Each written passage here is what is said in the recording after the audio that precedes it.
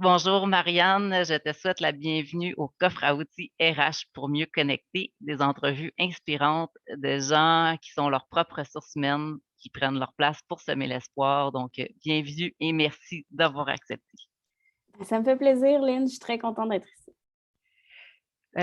Mon objectif aujourd'hui, c'est deux choses. Un, de te reconnaître pour tout ce que tu fais pour démocratiser la santé mentale. Pour moi, c'est vraiment très, très, très important. Euh, puis, moi, j'avais c'est ça, te reconnaître. Puis le deuxième, c'est que je souhaite qu'on regarde ensemble au niveau du mot de la société, l'adage qui dit nos problèmes, on les laisse à la maison. Je pense qu'on a jasé un petit peu, puis je pense que toi et moi, on est d'accord là, sur ce fait-là que on est un tout. Qui on est, on l'amène aussi au travail, puis on est comme plus productif quand on est nous pleinement. Donc, si c'est ça, donc je cherche mes mots, j'accueille, c'est correct. Donc c'est ça, j'aimerais ça qu'on remette qu'on jase puis qu'on remette en question là, ce mot-là de la société puis qu'on jase aussi de santé mentale en général. Faisons ça. Allons-y. Tout d'abord, pour les gens qui ne te connaissent pas, est-ce que tu veux te présenter et présenter ta compagnie? Oui, bonjour tout le monde. Je m'appelle Marianne Lemay. J'ai fondé la compagnie Colleagues. Colleagues, c'est une firme d'innovation en ressources humaines. Puis notre objectif, c'est de moderniser l'expérience employée. Donc, autant au niveau d'attirer des candidats, de mobiliser vos équipes, de fidéliser les employés, puis aussi d'être plus technoproductif. Donc, ça, c'est nos objectifs. Puis, on peut faire autant des projets de transformation, de l'accompagnement, que aussi des projets spécifiques. On peut aussi faire ce que j'appelle une collègue pour emporter. Donc, ça, c'est d'avoir un nombre d'heures par mois récurrent pour vous aider, là, vous donner des conseils sur tout ce qui est expérience employée, marque employeur. Puis, ce que j'aime aussi vous êtes comme le précurseur, je sais que il y a beaucoup de promotions, mettons, du 4 jours semaine. Pour toi, c'est important. Il y a beaucoup d'ouverture, de nouvelles approches là, de ta Oui, compagnie. ben tu sais, c'est quelque chose que j'avais envie de mettre en place le 4 jours semaine et en le mettant en place, je me suis rendu compte de quelques freins. Puis, pour moi, c'est important que ce soit bien documenté, que ce soit bien paramétré, là, les 4 jours semaine, puis pas juste de dire on fait 4 jours, puis the end. Là. Fait que ce que je me suis rendu compte, c'est que c'est pas tout le monde qui a envie de travailler 4 jours. Mmh. Il y en a qui ont envie de travailler 4 jours, d'avoir une journée de plus. Puis pour ceux qui ont envie d'avoir 4 jours, ben, ça paraît évident que c'est le fun. Mais il y en a d'autres pour qui retrouvent beaucoup de plaisir dans leur travail ou que il y en a qui m'ont dit, regarde, moi, j'aimerais ça faire du 4 jours quand j'aurai des enfants. En ce moment, j'en ai pas. Je veux vraiment me concentrer dans mon travail. Fait que, tu sais, puis on parle de santé mentale. Il y en a aussi qui aiment mieux travailler pour ne pas prendre le temps de réfléchir. On pourra y revenir plus tard. Là. Ouais. C'est pas, je ne suis pas en train de dire que tout le monde c'est comme ça, mais ça peut être un des facteurs.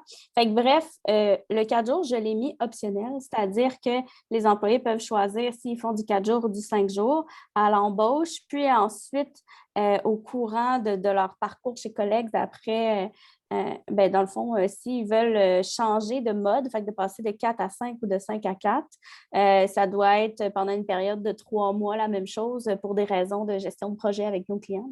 Mmh. Hem, Qu'est-ce qui m'a touché beaucoup dans tes publications, c'est que j'ai vu que tu vis une situation particulière de santé et tu oses en parler sur les réseaux sociaux. Est-ce que tu veux nous parler de ton évidemment, avant, je t'ai demandé l'autorisation d'en parler en rencontre. Et est-ce que tu veux nous parler de cette situation-là, s'il te plaît? Ben écoute, c'est dans le journal de Montréal, fait qu'il est trop tard pour le cacher, ça c'est sûr. Ouais, j'avais eu le journal de Montréal, ils m'ont fait un article qui s'appelle «Le cancer ne l'arrête pas». Bref, en Mon tout cas. Dieu, c'est OK, ouais, c'est ça, ben voilà. Fait que oui, effectivement, j'ai eu un diagnostic de cancer en 2018. En fait, comment ça a commencé? probablement que ça faisait un bon moment que je l'avais, mais je ne le savais pas. Je n'avais pas encore de symptômes. J'ai un garçon qui, à ce moment-là, avait 1 an et demi. Puis, j'étais enceinte d'un deuxième enfant, d'une petite Léa. Et malheureusement, Léa n'a pas survécu. Mm. Et 3 mois plus tard, j'ai eu un diagnostic de leucémie myéloïde chronique. Donc, je n'avais même pas fini mon deuil de ma fille. Puis après ça, là, j'ai eu la nouvelle pour le cancer. Puis au début, j'étais un peu dans le déni. Ben, en fait, pas nécessairement dans le déni, mais dans l'incompréhension. Tu sais, je me disais, ça ne peut pas m'arriver à moi, je suis jeune. Tu sais, je n'avais même pas encore 30 ans là, à l'époque. Là. Je m'approchais, là, mais je n'avais pas encore 30 ans. Puis je me disais, ça ne se peut pas, tu sais, que ça m'arrive. Puis en plus, je faisais beaucoup de sport, j'étais en super forme, je mangeais bien, tu sais, comme je ne fumais pas. Bon, je buvais un petit verre de vin de temps en temps, comme tout le monde, là, mais tu sais, c'était pas... Fait que je ne m'attendais pas à ça. Ça ne l'est pas attiré. Non, ben tu sais, j'avais rien fait, tu sais, ben il n'y a pas grand monde qui font de quoi pour mériter ça, mais tu sais, mettons que Non. tu as un cancer du poumon puis tu as fumé toute ta vie, ben il y a comme rapport cause-conséquence, mais moi, c'est quelque chose de génétique. Puis je me rappellerai toujours, mon médecin m'a dit, tu sais, peu importe ce que tu manges, c'est dans tes gènes. Fait que tu pourrais manger de la poutine tous les jours, ça ne va rien changer à ton cancer, tu sais. Fait que j'ai vraiment aucun contrôle sur ce cancer-là, à part de prendre des médicaments. Fait que bref, ça pour dire que quand j'ai eu mon diagnostic, je travaillais dans ce temps-là, j'étais employée chez Kangaroo, j'étais directrice culture et marque, donc je gérais le département RH et le département marketing. Ils ont été extrêmement gentils. Merci David, merci Bernard, merci Lee. Ils ont été extrêmement accueillants là-dedans. Ils m'ont donné le temps de me reposer. J'ai pris 2 mois et demi de congé, d'arrêt de travail en fait. Mm. Et bref, ça a été toute une épreuve, mais ils ont été très gentils. Puis quand je suis revenue, ils m'ont dit, regarde, tu peux faire juste les tâches que tu aimes. Les tâches que tu n'aimes pas, on va s'en occuper, tu sais, puis reprends progressivement et tout ça. Puis, moi, j'ai demandé à faire du 4 jours semaine, justement, tu sais. Au moment de mon augmentation, j'ai dit, plutôt que de m'augmenter, donne-moi donc du 4 jours au même salaire. Fait qu'il m'a dit, ben oui, c'est beau. Fait que ça m'a aidé à me reposer un peu au début.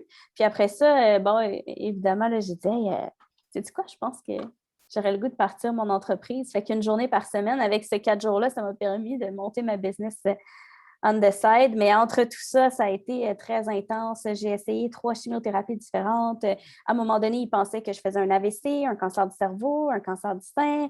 Ils pensaient que j'étais en train de devenir aveugle, puis ça, c'était vrai. J'étais en train de devenir aveugle. J'ai eu des problèmes de foie, plein de complications là, durant la médication. Fait que c'est ça. C'était essoufflant, disons. Qu'est-ce que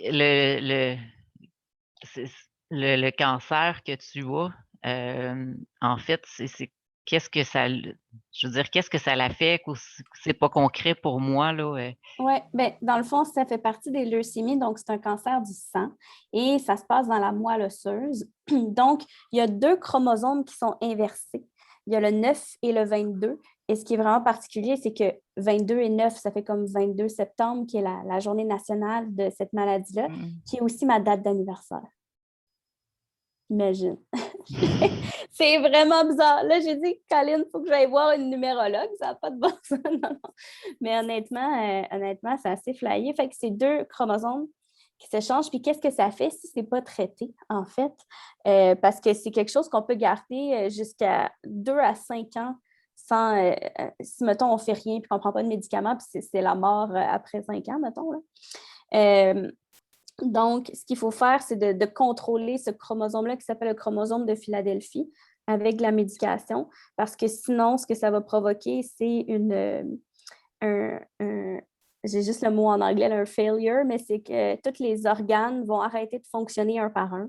Le cerveau, les poumons, le foie. Fait que tu meurs d'une mort semi-lente, là. Puis ben, quand ça dégénère, ça va vite. Là. Fait que moi, j'étais rendue à un stade où est-ce que ma rate avait enflé déjà, ce qui faisait que j'avais de la misère à respirer. Ça a été difficile. Tu sais, j'avais un enfant de Ah ouais. 18 mois à m'occuper.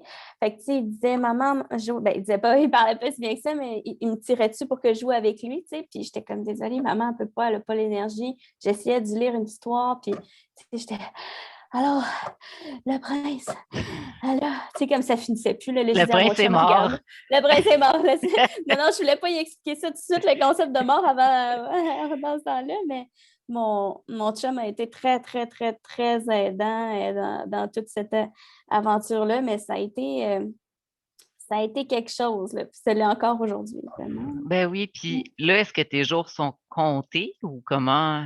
C'est quoi la Non. suite pour toi? Ou... Non, en fait, comment ça fonctionne, c'est que au début, c'était très incertain. Puis à un moment donné, j'ai passé très proche de mourir. On m'a dit que la greffe était la prochaine étape si ça ne fonctionnait pas. Puis là, la greffe, c'est ce qu'on s'attend un peu plus des gens qu'on rencontre qui ont le cancer, tu sais, de perdre les cheveux, d'être isolés, etc. Moi, je n'ai pas eu ça. J'ai encore ma chevelure. Je suis extrêmement. Sauf que mes cheveux, savez-vous quoi? Mes cheveux, ils ont commencé à friser. Ils n'ont jamais frisé de ma vie. Puis avec la chimio, ça a frisé. Bizarre. Gars, je suis contente que ça soit juste ça. C'est quand même intéressant. Mais bref, C'est fun fact. fun fact.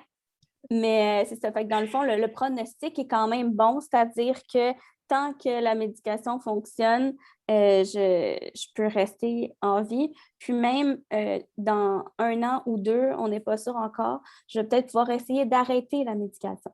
Et là, ça, c'est d'arrêter la chimio, ça ferait que j'aurais 60% de chance environ de réussite, donc de ne plus avoir besoin de chimio pour le restant de ma vie. Mais j'ai 40% de chances que la maladie refasse surface. Et si oui, il faut recommencer la chimio. Et là, c'est chimiothérapie à vie. Mm.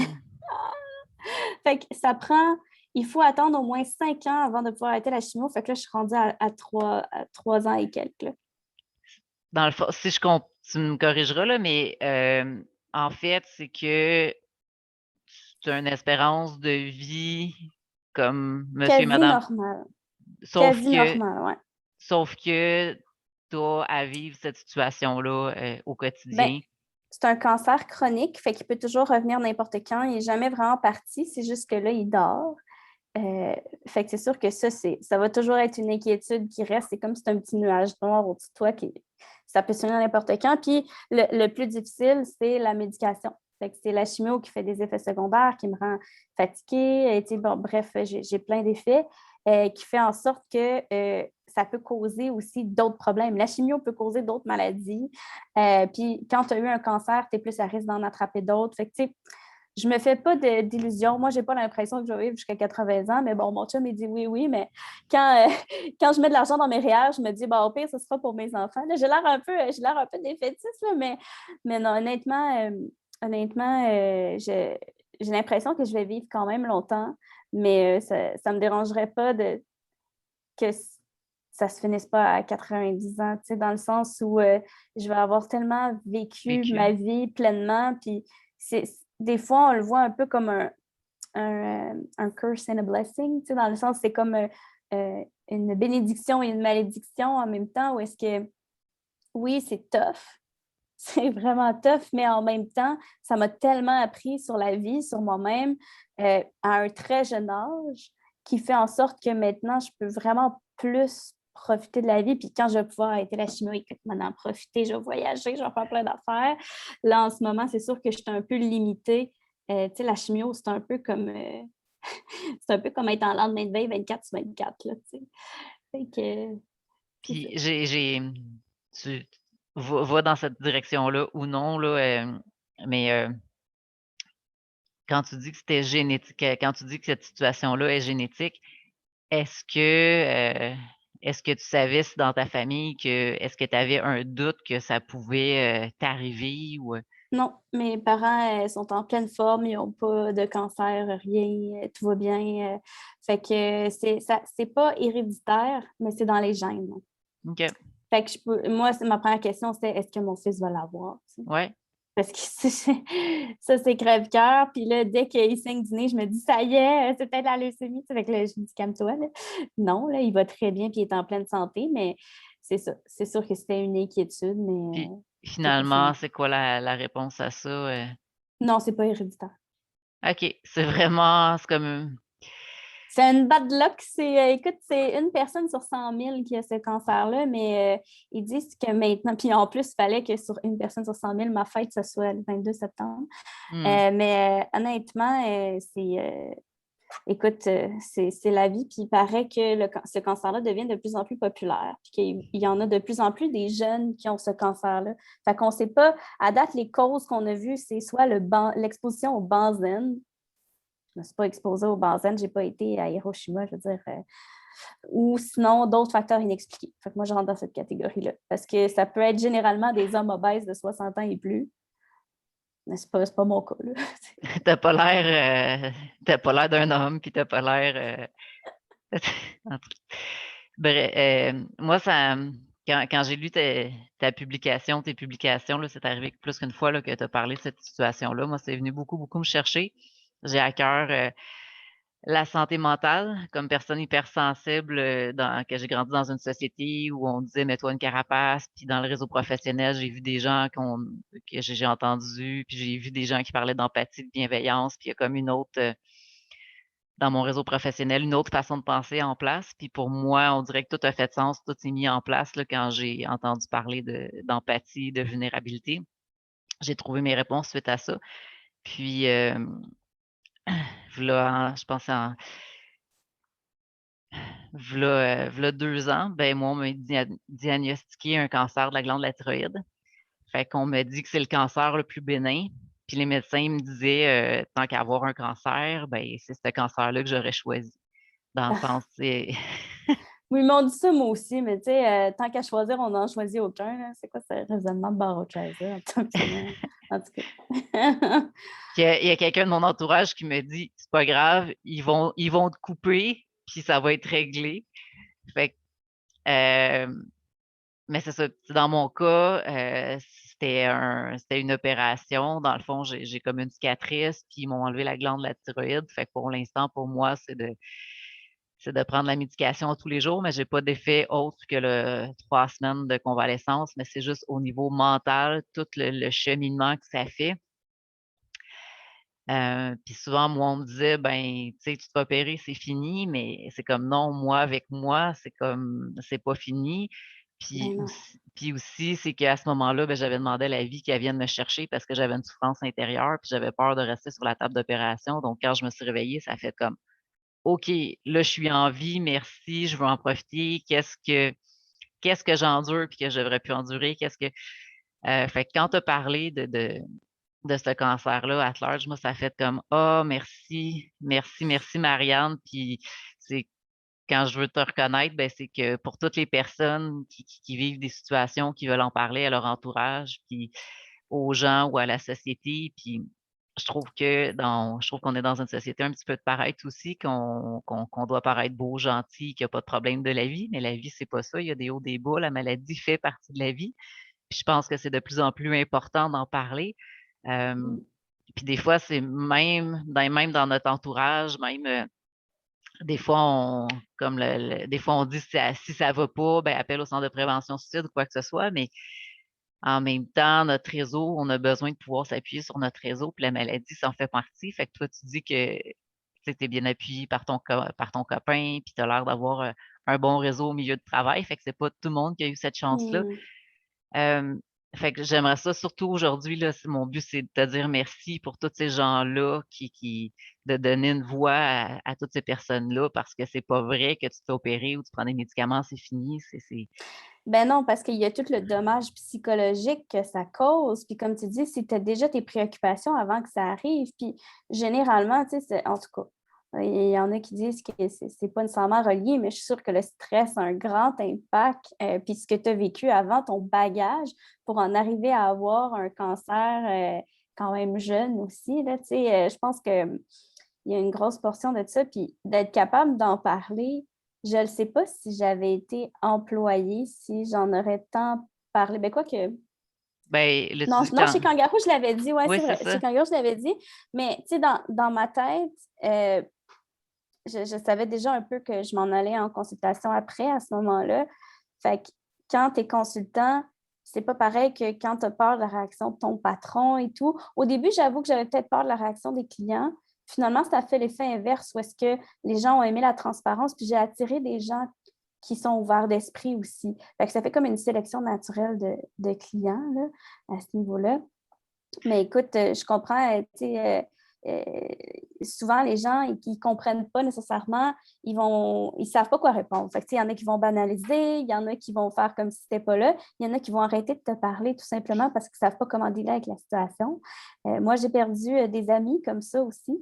Il y en a qui sont restés, évidemment, puis j'en suis éternellement reconnaissante, mais c'est sûr là, qu'avant, on faisait la rumba, on finissait les soirées tard, puis après ça, moi, je peux te dire que sous chimio, les premiers mois, là, quand mon foie était surchargé, là, rendu à 8 heures le soir, là, ben, c'est plate, mais moi, je m'endors, comme c'était ça. Aujourd'hui, je m'endors plus tard, là, parce que là, mon corps s'est habitué, mais c'est fou de penser ça. Puis toi, comment tu as vécu ça dans ton milieu de travail à ce moment-là?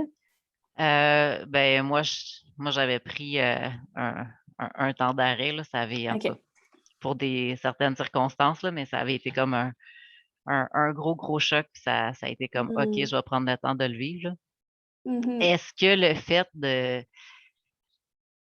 je vois le côté sensibilisation, mais je me dis pourquoi en parler au niveau Mm. des réseaux sociaux au complet, il y a Ben, j'avais envie de porter un message. Puis moi, quand je parle de mon cancer, c'est pas pour me plaindre, pour attirer la pitié ou, tu sais, c'est vraiment plus dans une optique de hey, oubliez pas, vous avez une vie, vivez-la, tu sais. Puis des fois, il y a des choses qu'on prend tellement pour acquis, le temps, on le prend tellement pour acquis. Quand tu es devant le fait accompli, que tu n'en as peut-être plus de temps. Puis moi, à un moment donné, ils m'ont dit, là, commence à penser à la mort. Là, tu sais. Le médecin m'a dit ça, là, j'étais comme shit, mais excusez mon langage, mais je dis là c'est. On est rendu là, tu sais. Fait qu'après ça, tu dis, OK, mais toutes les choses qui m'énervaient au quotidien, puis moi aussi, ben, j'ai une sensibilité. En fait, c'est pas encore diagnostiqué, mais ma sensibilité vient probablement de la douance, là. Fait que, bref, j'avais beaucoup de choses qui m'énervaient au quotidien. Tu sais, mettons, tu laisses la porte ouverte ou très sensible à la lumière, au son, tout ça, là, tu sais, les néons, pas capables. Fait que c'est sûr que là, quand le cancer est arrivé, ça m'a aidé à relativiser les choses puis dire comme, regarde, si c'est ton chum qui fait le lavage, là, puis qu'il mélange des brassées, c'est pas la fin du monde, arrête de capoter, tu sais. J'étais même pas capable de faire du lavage. Puis avant, c'était comme ma tâche, là, c'était comme, OK, c'est moi qui fais le lavage. Puis, tu sais, j'étais tellement perfectionniste à un point qui en était presque maladif, là. Fait que là, maintenant, j'ai dit, gars, fais ce que tu veux, juste que le linge soit propre. Tu sais. Puis là, ça t'apprend à lâcher prise sur des affaires. Tu sais, avant, là, je courais le demi-marathon. Puis là, j'ai passé de tout ça à avoir de la misère à marcher. mmh, Comprends-tu? Il a fallu que je réapprenne à courir. Ça a été long, ça a été pénible. Je ne suis pas encore retournée à mon demi-marathon parce qu'avec la médication, le choc mental aussi, j'ai pris 40 livres depuis le cancer. Fait que c'est sûr que courir avec 40 livres de plus sur le dos, c'est pas mal plus difficile, tu sais. mmh. Fait que, bref, on porte le poids de nos émotions aussi. Mm. Puis, ce que je trouvais intéressant, c'est que tu disais que dans ton milieu de travail, il y avait de l'espace aussi quand vous partez la journée, que vous dites Oui, comment vous là, je cherche mes mots, mais je pense que tu sais où je veux, oui, je sais ce que tu dis, mais dans le fond, quand on commence la journée, on fait un daily meeting, donc un petit meeting à chaque matin pour faire le statut des projets.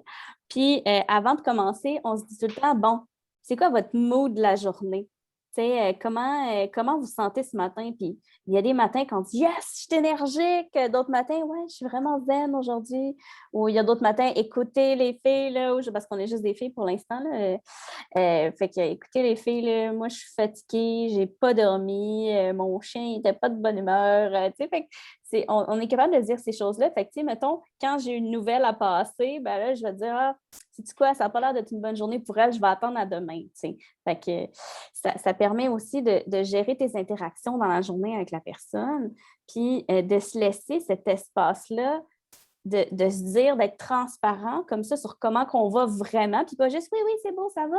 Ça fait en sorte qu'après ça, on crée un lien encore plus profond avec les employés, tu sais. puis au niveau de la productivité, est-ce que tu vois une différence versus de vous jaser ou comment vous arrivez versus pas le dire? Est-ce que Je vois une différence au niveau de la productivité parce que ça nous permet de se concentrer sur les éléments les plus importants. Fait que, supposons que la personne dit, ben moi, je ne file pas aujourd'hui. OK, ben regarde, la priorité, c'est ça. Concentre-toi là-dessus. Moi, il faut absolument que ça soit fait avant la fin de la journée. Pour le reste, tu peux le faire une autre journée. Repose-toi. J'aime mieux que tu te reposes aujourd'hui, que tu sois plus productif demain, que de faire du présentiel. Puis, tu sais, nous, on fait du 35 heures semaine pour ceux qui font du 5 jours, puis du 30 heures semaine pour ceux qui font du 4 jours. Fait que, c'est vraiment 35 heures, mais tu peux en faire moins s'il y a une semaine où est-ce que tu ne files pas ou quoi que ce soit. L'important, c'est que les résultats soient là à la fin de la semaine. hmm. J'aimerais ça que tu me parles de la naissance de collègues parce que je pense qu'elle a un lien aussi avec ta situation de santé, là. Oui, ben moi, je ne pensais pas, puis je l'ai dit là, à quelques endroits, mais je ne pensais pas être entrepreneur dans ma vie, bien honnêtement, pour plusieurs raisons. Syndrome de l'imposteur, je suis trop jeune. Je me disais, tu sais, puis même le bien conscient de je suis une femme, tu sais, c'est quand même un milieu d'hommes, puis non, non, moi, je voulais faire ma place en tant que femme dans la société, c'est sûr. Mais aussi, en fait, ce qui me faisait le plus peur, c'est que j'avais peur de trop travailler, tu sais. Parce que je me connais, puis quand j'aime quelque chose, ben, je me donne à fond, puis il n'y a rien qui me tasse de mon objectif, puis comme je suis focusée, puis let's do this, tu sais.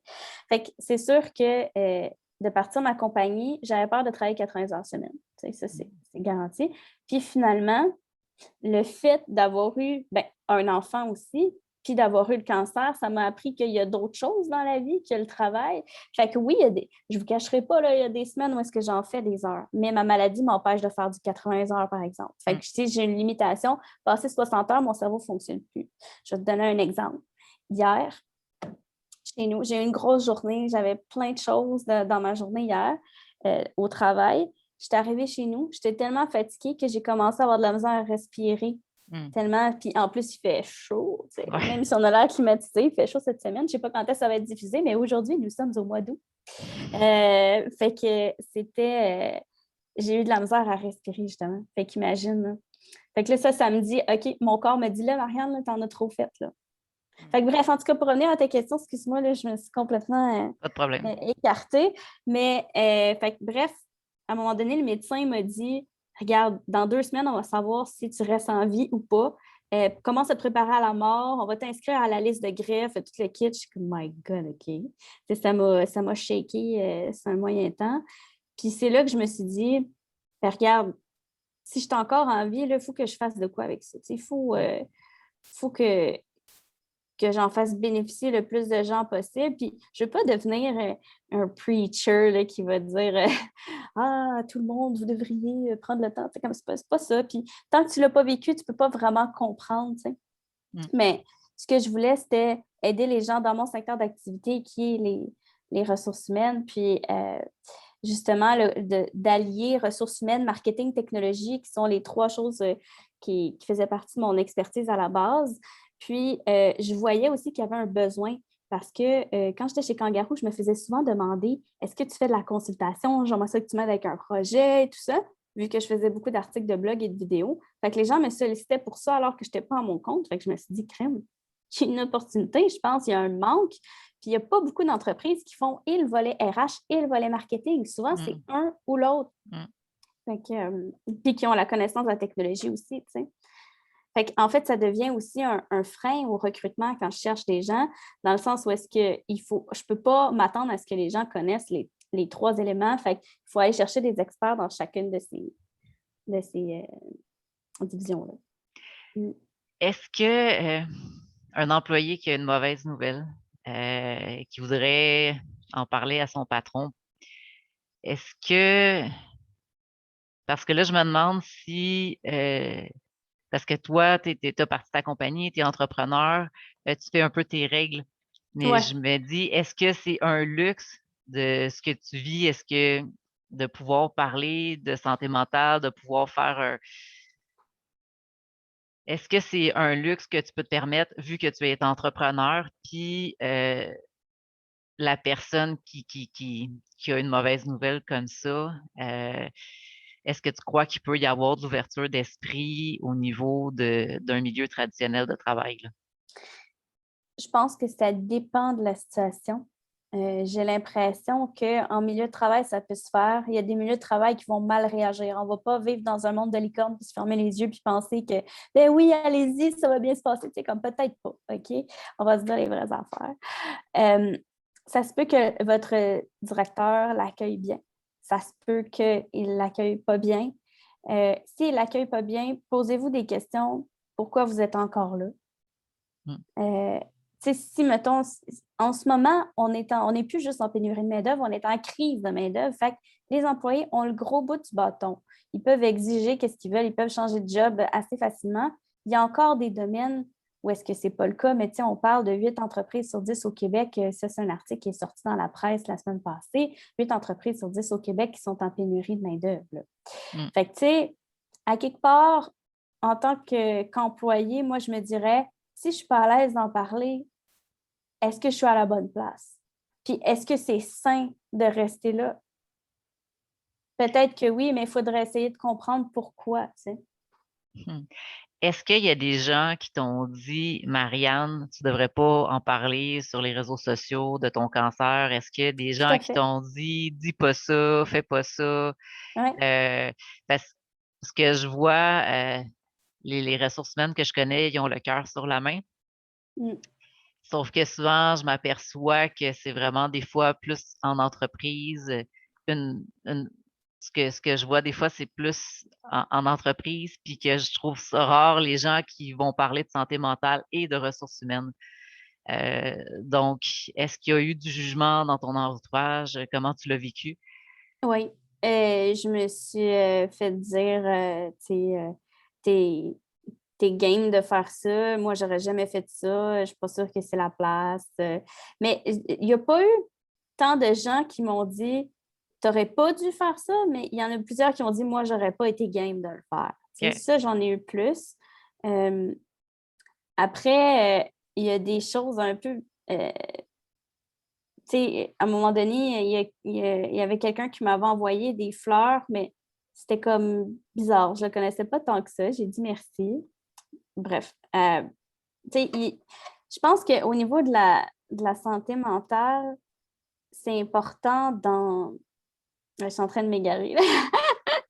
Chemo brain, excuse-moi. C'est correct. C'est ça, des fois que ça fait des problèmes de mémoire court terme. Fait que là, je suis comme, attends, c'était quoi déjà la question? C'est pour ça que je note beaucoup les choses. C'était quoi ta question? Excuse. Ben, dans le fond, c'est les réactions, parce que là, quand on nomme des situations, Mm. normalement, c'est rare qu'on va voir quelqu'un parler de son cancer sur la planète au complet parce que tes publications, Mhm. euh, tu ce n'est- tes publications sont disponibles à la planète entière. Ouais, Donc, ben, c'est je te dirais que la majorité des gens, ben, 99% des gens m'ont donné une vague d'amour, là. OK. Fait que ça s'est super bien passé. Puis je pense que le plus difficile, ça a été de peser sur le piton send, là. Un coup que c'est fait, c'est fait. Puis là, t'attends. Puis là, tu vois les réactions, puis les messages. Tu sais ce que c'est là quand on publie quelque chose, puis on est comme, oh, je suis pas sûre. Tu es à côté de ton piton. Puis là, t'es comme.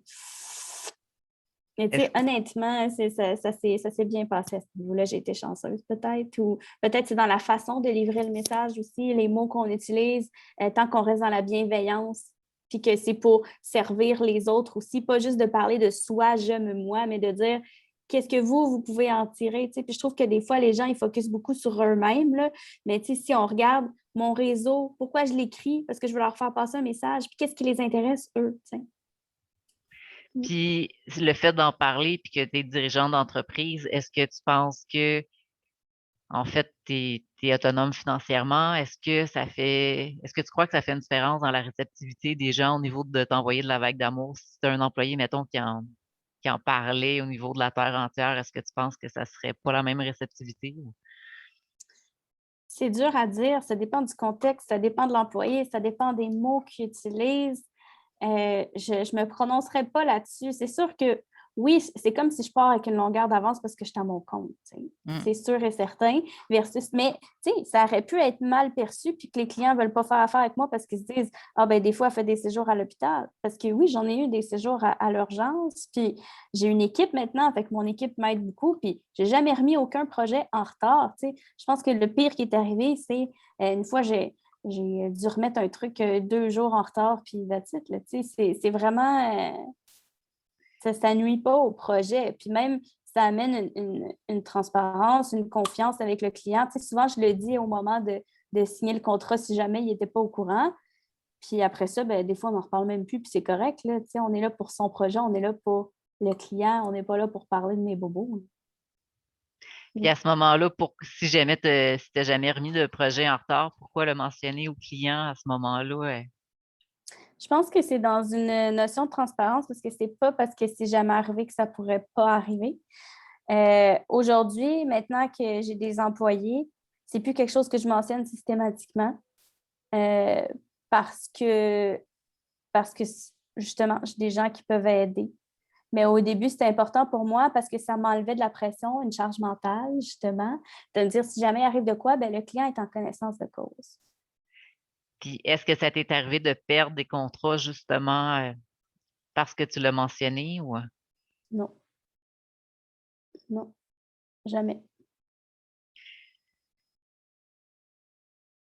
Je je sais pas comment tu vas savoir qu'est-ce qui Ah ouais, montrait. vas-y.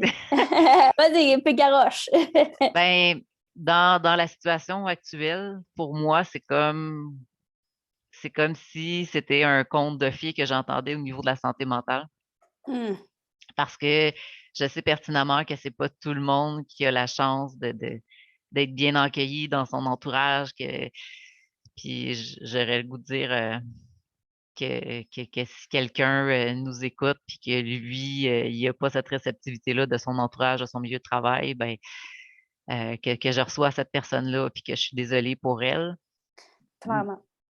Parce que il y en des fois, écoute, pourquoi dans la vie, il y en a qui meurent de faim puis d'autres qui meurent pas de faim? Ben, des fois, c'est pas toujours explicatif. Fait que si quelqu'un nous écoute, puis lui, ben la personne se sent je sais pas, muselée, puis qu'elle peut pas parler de rien parce que c'est pas beau de parler d'un cancer, puis peut-être que des gens nous écoutent, puis ils font comme pourquoi qu'ils parlent de ça, puis c'est pas beau, c'est pas des j'ai le terme Hmm. anglais là, des vibes positives là.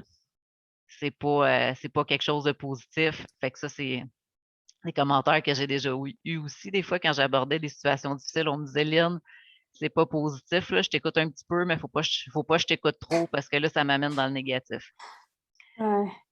Fait que pour moi, ce que j'entends de toi, c'est comme un conte de non, le cancer, c'est pas un conte de fées, mais je veux dire au niveau de la réceptivité de ton entourage, des clients, de ton conjoint qui est encore là. Ouais, il a été tough de m'endurer de même, là. Ça n'a pas été facile non plus, tu sais, c'est sûr. C'est sûr que ça change la dynamique de couple. Tu sais, il y a des choses qu'il a dû faire pour moi quand je n'étais pas autonome, que j'avais honte, là, carrément, là, tu sais. C'est sûr. Puis, tu sais, après ça, on choisit comment qu'on le vit. Moi, je choisis de le voir peut-être pas comme un conte de fées parce que je suis quand même une personne très terre à terre malgré mon positivisme, mais je choisis de voir le bon côté des choses parce que j'ai l'impression que si je me morfonds, ça ne sert à rien. Puis Non, moi c'est ça. aussi, j'ai failli toucher le fond à un moment donné où est-ce que là, j'en voyais plus d'espoir, puis je broyais du noir, puis j'avais le goût de tout lâcher, là, tu sais.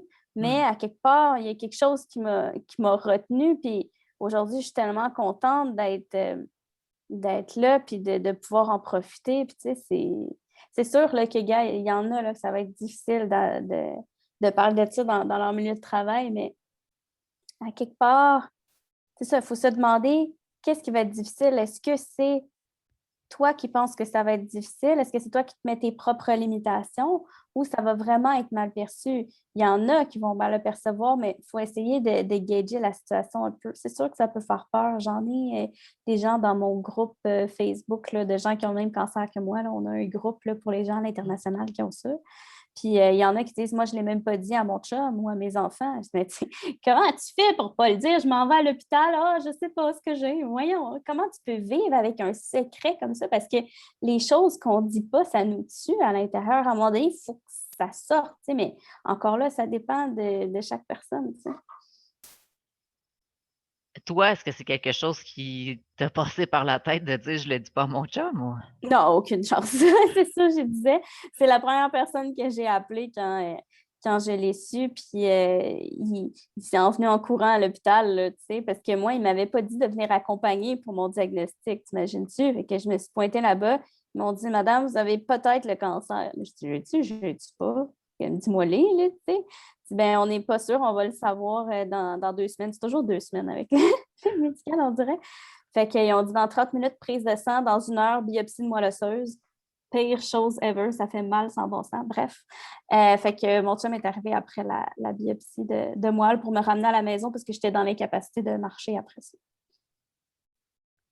Ben, je pense que c'est essentiel d'avoir des gens à qui qu'on peut parler de cette situation-là, au moins, là, si c'est pas dans le milieu Au de moins ton travail. chum, c'est comme... Il y en a qui sont célibataires ou quoi que ce soit, mais qui ont peut-être pas ce réseau-là, mais je pense que c'est important de. Un parent, un ami, quelqu'un de confiance, sinon un professionnel de la santé, un psychologue. Moi, j'ai pas honte de dire que j'ai vu une psychologue pendant 3 ans, là, puis ça m'a fait cheminer énormément, là, de passer à travers cette épreuve-là, plus le deuil de ma fille en même temps, plus bon, des blessures du passé, tout le monde en a. Là, fait que tout ça mis ensemble, ça a été tough, mais ça vaut la peine de parler à quelqu'un. Il ne faut pas garder ça en dedans. Plus on le garde longtemps, pire que ça va être quand ça va sortir. Oui, puis là, c'est ça, souvent, je fais la différence entre sensibilité et émotivité. Là. Pour moi, c'est comme quand moins j'ose parler, puis plus que je deviens émotif, puis plus que je le dis, mais plus que je ressens ça, puis moins d'émotivité. Là. Fait que je pense que quand on parle pas, c'est là qu'on peut partir à éclater en pleurs ou que c'est difficile d'après ça de nommer des choses. Puis, c'est comme si tu n'avais pas parlé, par exemple, pendant 3 mois, puis après ça, tu arrives pour en parler avec ton chum. Ben là, c'est sûr que peut-être que les pensées seront pas claires, tu n'arriveras pas à t'exprimer, puis que lui, le conjoint, le partenaire, il comprend rien encore plus à ce moment-là. Là. Mais il y en a qui le prennent mal. J'ai justement dans ce groupe-là de gens qui ont cancer, il y en a que les conjoints sont partis. Il y en a qui, mettons, il y en a qui veulent avoir des enfants, puis là, finalement, ça fait que pendant que tu es sous chimio, c'est plus difficile. Là. En fait, il y a quelques restrictions. Fait que, ils disent, bon, ben tant pis, c'est fini. Il y en a que c'était trop lourd à porter, qui sont partis. Il a été tough, là, de rester. Puis c'est la même chose pour les employeurs. Quand tu annonces ça à ton employeur, tu le sais, là, il y a des conséquences financières là, à la santé mentale aussi, puis même à la santé physique, où est-ce que les médicaments coûtent cher. Fait que là, tu fais monter le prix de ta prime d'assurance de compagnie dans le tapis. Il y a comme des conséquences à ce niveau-là. Puis si la personne est en arrêt de travail, ben, tu ne l'as pas pendant un certain temps, puis tu ne sais pas quand est-ce qu'elle revient. C'est sûr que des fois, c'est un peu touché. Sauf qu'un employeur qui tient à son employé, vraiment, là, puis qui a le goût de le garder, normalement, quand il annonce quelque chose comme ça, il va te garder, à moins d'avoir plein de candidats sous la main puis de dire ah, c'est beau, anyway, tu t'en vas, puis il y en a 10 autres qui vont venir porter leur CV. Mais on n'est plus des années 90, là, ça n'arrive plus vraiment, ça, là maintenant. Mmh. Est-ce que est-ce que ça a changé ton. Parce que là, tu nous as parlé que tu apprécies plus la vie. Est-ce que l'annonce de ton cancer a changé d'autres choses dans ta vie au niveau de ton attitude de toi à toi ou de toi avec les autres? Oui, je dirais le lâcher prise. Le lâcher prise, l'acceptation de la personne que je suis, dans ses qualités et ses défauts, mais d'être plus moi-même, de ne pas jouer à quelqu'un d'autre. Puis c'est un peu ça l'affaire, quand on parlait de douance tantôt, de s'adapter un peu à la société, des fois je ne sais pas comment dire ça autrement, de jouer un peu à la niaiseuse là, pour se faire accepter socialement. Là. Puis maintenant, je m'en fous, je suis moi-même, j'en profite, puis je dis un peu plus qu'est-ce que je pense, puis je trouve que je prends plus le temps de m'arrêter aussi. sais, je vais vous donner un exemple très banal, là. Mettons, je suis en train de marcher avec mon fils, puis il voit une fleur. Bon, ben lui, il va s'arrêter. Puis il va dire: «Oh wow, regarde la fleur, maman, c'est beau», tu sais. Puis avant, j'aurais dit: «Ah, dépêche-toi, il faut s'en aller à la maison». Mmh. C'est ça que j'aurais dit. Puis se dépêcher à la maison, pourquoi il faudrait se dépêcher pour s'en retourner à la fin de la journée? Aucune raison de se dépêcher. Mais aujourd'hui, quand il montre la fleur, je dis: «Oh wow, elle est belle, elle est quelle couleur?» Puis là, on est comme dans le moment présent, puis on en profite plus. Est-ce que c'est comme ça chaque seconde? Bien sûr que non. Puis des fois, j'ai encore mes vieux réflexes, là, personne n'est parfait, là. Mais c'est juste que ça ne me serait jamais arrivé de contempler un arbre pendant 15 secondes puis de me dire: «Oh wow!» Impossible. J'avais même pas 15 secondes à perdre dans ma vie. J'étais en constant mouvement. Puis là, maintenant, des fois, j'accepte de rien faire, puis ça ne me dérange pas, puis je suis contente. Puis après ça, je vais aller faire des affaires parce que je suis une fille d'action, mais maintenant, je suis capable de me recentrer puis de me calmer. Puis au niveau de ton style de gestion, est-ce que le cancer a changé des choses? Euh, je dirais que j'ai été gestionnaire avant mon cancer. Je pense que j'avais déjà des réflexes très similaires d'ouverture, avec les gens et tout ça, de créer des liens avec mon équipe. Ça a toujours été quelque chose d'important pour moi. Je pense que maintenant, j'ai plus de patience. J'ai plus de patience, puis c'est plus facile de comprendre les différents types de personnes. Aussi, j'ai fait une formation sur la psychométrie, fait que ça l'a aidé. Là. Maintenant, je suis rendue certifiée en évaluation psychométrique NOVA. Fait que ça, c'est sûr que ça m'a aidé à mieux comprendre les différents types de personnes. Puis, je suis plus patiente par rapport à ça, parce qu'il y en a qui vont à un rythme très rapide, il y en a d'autres qui font un rythme plus lent, puis c'est correct, chacun va à son rythme, t'sais. Mais Mmh. avant, j'avoue que je poussais un petit peu, puis j'étais comme, OK, cool. Puis là, comme l'exemple que tu nous as donné tantôt, ben, si quelqu'un dit qu'il fait le moins, ben, tu dis: «Voici ce qui est prioritaire aujourd'hui», puis après ça, ben, ça va. Exactement. Puis ça vient de m'arriver là, cette semaine avec une collaboratrice qui dit: «Regarde, je file pas, là, je file pas aujourd'hui, je pourrais pas te le remettre à temps». Puis j'ai dit: «Regarde, moi, là, je me prévois tout le temps plus de temps au cas où qu'il y a une bad luck qui arrive. Il y en a pas de problème. Prends le temps de te reposer. On se reparle la semaine prochaine», tu sais? Mmh. Fait que ça, c'est sûr. Mais je dirais que j'étais déjà un peu comme ça avant le cancer. C'est juste que là, ça l'a amplifié. Puis mon empathie beaucoup aussi. Qu'est-ce que tu dirais que les gens retiennent de notre rencontre? Mmh. Respirer. Si vous êtes tout le temps dans le feu de l'action, apprenez à vous arrêter, respirer. Des fois, peut-être un jour, quelqu'un m'a dit ça: «Marianne, tu respires pas». J'ai dit: «Ben oui, je respire, je t'envie». «Non, non, non, attends là, prends une respiration. Tu prends pas le temps de respirer, tu es tout le temps, tu sais, ça t'arrêtes pas. Fait que prenez le temps de respirer. N'hésitez pas à en parler quand ça file pas. Si vous sentez que vous avez une relation de confiance avec la personne, que ce soit dans votre milieu de travail ou dans votre vie personnelle, établissez ce lien-là pour être capable d'en parler. Puis sinon, trouvez quelqu'un d'autre à l'extérieur de votre travail pour pouvoir en parler, mais il faut faire sortir le méchant. Si des gens veulent entrer en communication avec toi, est-ce qu'il y a des façons de te joindre? Oui, ben, la façon la plus simple, c'est d'aller, sur, LinkedIn, mais m'envoyer un message à Marianne Lemay.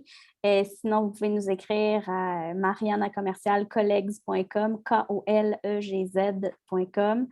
Donc, vous pouvez aussi suivre nos articles sur le textoblog de Collegs. Donc, collegs.com, vous allez voir le textoblog, c'est de recevoir un texto par semaine ou par 2 semaines avec un article qui parle d'expérience employée.